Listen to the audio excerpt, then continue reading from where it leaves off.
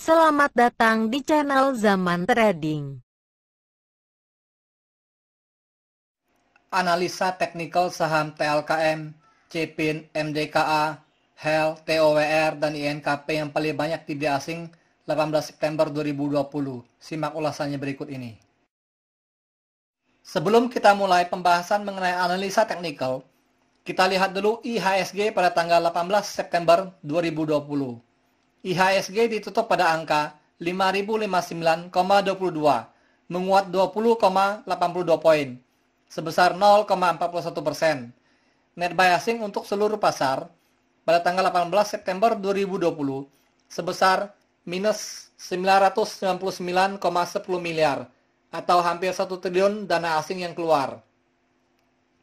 Saham BBCA masih merupakan salah satu pemberat IHSG dan merupakan top outflow pada tanggal 18 September 2020 dengan net sell asing sebesar 863,2 miliar untuk saham BBCA. Jika dilihat dari grafik MACD-nya, terlihat masih bergerak melandai turun ke bawah. Penguatan IHSG pada tanggal 18 September 2020 belum terlalu kuat karena masih di bawah garis moving average 20. IHSG masih berpotensi melemah untuk perdagangan minggu depan. Jika dilihat dari volume perdagangan tanggal 18 September 2020, volumenya sudah lebih banyak dari tanggal 16 dan 17 September 2020. Dari grafik akumulasinya terlihat sedikit menanjak karena pada tanggal 18 September 2020 ini, investor asing mulai banyak mengakumulasi beberapa saham seperti yang akan kita bahas nanti. Hal ini terkonfirmasi dengan grafik money flow-nya yang juga sudah mulai bergerak naik. Dan uang investor asing sudah mulai mengalir masuk ke bursa. Semoga pada perdagangan minggu depan IHSG bisa bergerak naik lebih tinggi lagi. Pada penutupan perdagangan 18 September 2020, saham TLKM ditutup pada harga Rp2.890, menguat 70 poin sebesar 2,48%. Net buy asing pada saham TLKM pada tanggal 18 September 2020 sebesar 84 miliar dan merupakan top inflow nomor 1. Jika dilihat dari grafik MACD-nya, terlihat bergerak sudah melewati titik perpotongan untuk naik ke atas, setelah sempat bergerak melandai turun ke bawah pada minggu sebelumnya. Pada perdagangan tanggal 18 September 2020, volume saham TLKM yang diperdagangkan besarnya 1,5 kali lebih besar dari hari sebelumnya. Dari grafik akumulasi dan money flow-nya, terlihat akumulasi investor asing pada saham TLKM sudah mulai meningkat, dan dana investor asing yang masuk ke saham TLKM juga sudah semakin besar. Secara teknikal, saham TLKM ini masih berpeluang untuk menguat pada perdagangan minggu depan. Dan saham TLKM ini sangat cocok untuk dikoleksi lagi karena tanda-tanda rebound-nya sudah mulai nampak. Pada penutupan perdagangan 18 September 2020, saham CPIN ditutup pada harga Rp6.350, menguat 325 poin sebesar 5,39%. Net buy asing pada saham CPIN pada tanggal 18 September 2020 sebesar 36,3 miliar dan merupakan top inflow nomor 2. Dari volume perdagangan, terlihat volume perdagangan pada tanggal 18 September 2020 jauh lebih besar dibandingkan dengan volume perdagangan harian minggu kemarin. Dari grafik MACD-nya terlihat sudah menyentuh titik perpotongan naik ke atas, setelah sempat bergerak melandai turun sejak tanggal 23 Juli 2020 sampai sekarang. Dari grafik akumulasinya terlihat sudah mulai bergerak naik ke atas dan sudah melewati angka 0. Hal ini menandakan investor asing mulai mengakumulasi lagi saham CPIN ini. Dan hal ini juga terkonfirmasi dengan grafik money flow-nya yang sudah mulai bergerak menanjak ke atas. Penguatan harga saham CPIN pada tanggal 18 September 2020 ini belum terlalu kuat karena belum mampu menembus garis resistennya di harga Rp6.418. Jika minggu depan harga saham CPIN bisa menembus melewati resistennya, maka harganya berpeluang untuk naik 1 atau 2 hari ke depan. Jika tidak, maka harganya akan turun. Saham CPIN ini masih sangat layak untuk dikoleksi. Pada penutupan perdagangan tanggal 18 September 2020, saham MDKA ditutup pada harga Rp1.600, menguat 25 poin sebesar 1,59%. Net buy asing pada saham MDKA pada tanggal 18 September 2020 sebesar 36,1 miliar dan merupakan top inflow nomor 3. Pada perdagangan tanggal 18 September 2020, volumenya sedikit menurun jika dibandingkan dengan volume perdagangan 3 hari yang lalu.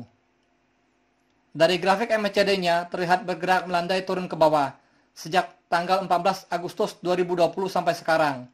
Penguatan harga saham MDKA ini belum terlalu kuat karena belum mampu menembus garis moving average 20 di harga Rp1.688. Jika harganya mampu menembus garis moving average 20, maka harganya berpeluang untuk naik untuk 1 atau 2 hari ke depan. Dari grafik akumulasinya dan money flow-nya terlihat mulai bergerak menanjak ke atas. Hal ini menandakan investor asing dan lokal mulai mengakumulasi saham MDKA ini. Pada penutupan perdagangan, tanggal 18 September 2020, saham HEL ditutup pada harga Rp3.300, menguat 90 poin sebesar 2,80%. Net biasing pada saham HEL ini sebesar 28 miliar dan merupakan top info nomor 4. Saham HEL ini sudah mampu melewati garis resistennya pada penutupan perdagangan pada tanggal 18 September 2020. Maka saham HEL berpeluang untuk menguat untuk 1 atau 2 hari ke depan. Dari grafik MACD-nya terlihat bergerak sideways untuk 1 minggu belakangan ini. Dan pada tanggal 18 September 2020 agak naik tipis. Dari grafik akumulasi dan money flow-nya terlihat mulai bergerak menanjak ke atas sejak tanggal 16 September 2020. Investor asing sudah 3 hari berturut-turut mengakumulasi saham HEL ini. Pada penutupan perdagangan tanggal 18 September 2020, saham TOWR ditutup pada harga Rp1.040, menguat 10 poin sebesar 0,97%. Net biasing pada saham TOWR sebesar 25,3 miliar dan merupakan top inflow nomor 5. Jika dilihat dari grafik penutupan pada perdagangan 18 September 2020, kenaikan harga saham TOWR selama 2 hari belakangan ini sangatlah tipis. Tetapi dari segi volumenya, jumlahnya cukup besar jika dibandingkan dengan jumlah volume perdagangan harian selama 2 minggu. Jika dilihat dari grafik MACD-nya, masih terlihat bergerak melandai turun ke bawah, dan pada tanggal 18 September 2020 berada pada titik perpotongan untuk bergerak naik ke atas. Jika minggu depan, harganya mampu menembus melewati resistennya di harga Rp1.075, maka harganya akan menguat untuk 1 atau 2 hari ke depan. Jika tidak, maka harganya akan turun.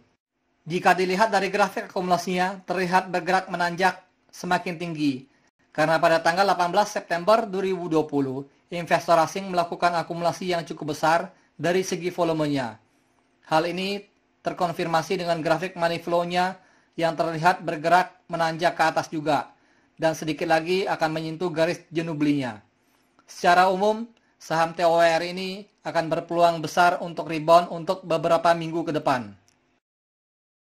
Pada penutupan perdagangan tanggal 18 September 2020, saham INKP ditutup pada harga Rp9.125, menguat 325 poin sebesar 3,69%. Net biasing pada saham INKP ini sebesar 23,4 miliar, dengan volume perdagangan hampir menyamai volume perdagangan pada tanggal 17 September 2020. Jika dilihat dari grafik MACD-nya, terlihat masih bergerak melandai turun ke bawah. Harga saham INKP ini masih berpotensi melemah karena belum mampu menembus garis resistennya di harga Rp9.796. Dan memang pada penutupan perdagangan pada tanggal 18 September 2020 sudah mampu menembus garis moving average 20-nya. Jika dilihat dari grafik akumulasinya, terlihat mulai bergerak naik ke atas setelah sempat turun pada tanggal 17 September 2020. Dan hal ini terkonfirmasi dengan grafik money flow-nya yang juga terlihat bergerak naik ke atas. Investor asing sudah melanjutkan mengakumulasi saham INKP ini, meskipun uang investor asing yang masuk ke dalam saham INKP ini belum mencapai 50%-nya. Jika pada perdagangan minggu depan, harganya mampu menembus resistennya di harga Rp9.796, maka harganya akan menguat untuk 1 atau 2 hari ke depan. Jika tidak mampu menembus resistennya, maka harganya akan turun. Thank you for watching. If you like this video, please like and subscribe.